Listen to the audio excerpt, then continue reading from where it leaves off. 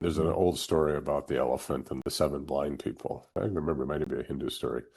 There's seven blind people and they're walking across a river and they run into an elephant. And one of them grabs the tail, one of them grabs the trunk, and one of them grabs the tusk, and one of them grabs the leg.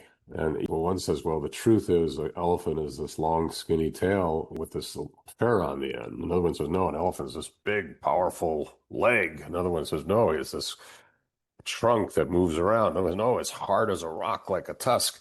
Those are all truths, but they're not the truth. The truth is that it's an elephant that has all those pieces. So when people are engaged on a spiritual path, they're learning to get to the truth of the elephant, which, by the way, we call God's truth, versus the smaller truths, which are actually the truths of the individuals who are involved. So spirituality, what spirituality does is it opens you to the larger picture of the truth, of God's truth, of the elephant.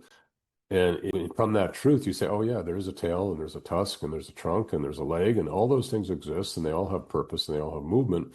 But the big truth is it's an elephant. And those are parts of it. And we can't separate and just say, okay, well, the tail is the elephant. That's not true.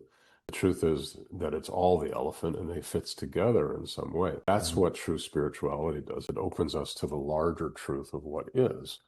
So when you have groups, which are generally countries, saying, well, my group is right. No, my group is right. No, we know what's right. No, we know what's right. What we have are the seven blind people who don't see the elephant standing for their truth. And if you don't engage in the spiritual practices, remembrance, meditation, dhikr, which is recitation of divine names, things that lead you to God's larger comprehensive understanding, you will continue to stand for your own personal truth.